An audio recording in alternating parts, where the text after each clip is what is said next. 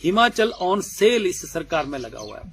हम नहीं होने देंगे। प्रदेश की जनता इस बात को नहीं, सुंदर प्रदेश है और जिस तरीके से प्रदेश को बेचने की तैयारी हो रही है, हम इसको होने नहीं देंगे और प्रदेश की जनता इसके खिलाफ होकर खड़ी होगी। सुजानपुर के पूर्व विधायक राजेंद्र राणा ने हिमाचल प्रदेश हाईकोर्ट द्वारा प्रदेश पर्यटन विकास निगम के स्वामित्व वाले 56 होटलों में से 18 को बंद करने के आदेश को लेकर सरकार की मंशा पर कड़े सवाल उठाए हैं। उन्होंने कहा कि यह मामला सरकार की सुनियोजित रणनीति का हिस्सा प्रतीत होता है, जिसके तहत इन होटलों को घाटे का दिखावा करके निजी क्षेत्र को सौंपने की तैयारी की जा रही है।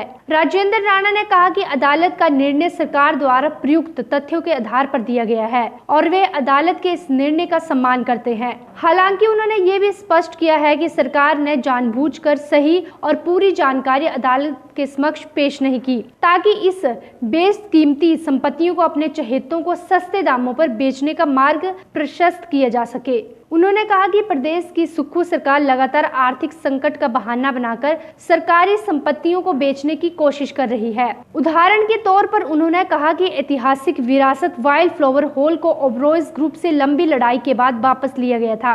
अब सरकार इसे फिर से दिल्ली में बैठे अपने आकाओं के इशारे पर उसी समूह के हवाले करने की योजना बना रही है। आप खुद सुनिए राजेंद्र राणा ने और क्या कहा। देश के माननीय उच्च न्यायालय द्वारा जो फैसला आया है कि हिमाचल प्रदेश की पर्यटन विभाग की 18 जो प्रॉपर्टीज हैं उनको बंद करने का आदेश जो आया है, उच्च न्यायालय के आदेश का हम लोग स्वागत करते हैं, क्योंकि उच्च न्यायालय में तो वही फैसला आएगा और न्यायालय वही फैसला देगा जो वहां पर तथ्य पेश किए जाएंगे।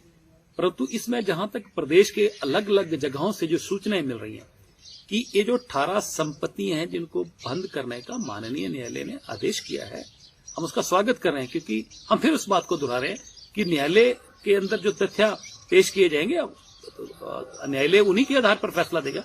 परंतु लोगों द्वारा जो सूचनाएं मिल रही हैं उसमें कहा जा रहा है कि सरकार के दबाव में आकर अधिकारियों ने गलत इन्फॉर्मेशन, गलत सूचनाएं कोर्ट में दी।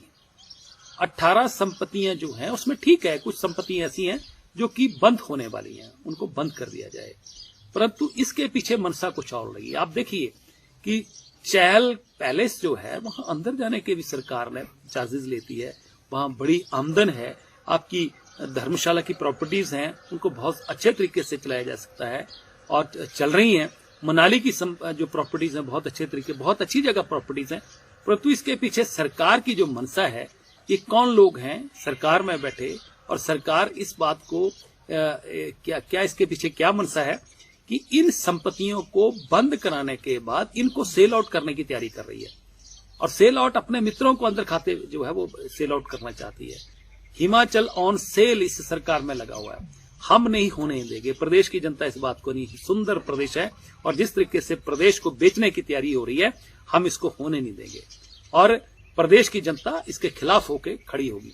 दूसरी तरफ आप देखिए कि एक लंबी लड़ाई के बाद वर्ल्ड फ्लावर हॉल जो है एक हिमाचल प्रदेश की टॉप मोस्ट प्रॉपर्टी जो हिमाचल सरकार की थी, लंबी लड़ाई के बाद ओबराय ग्रुप से जो है वो वापस ली गई।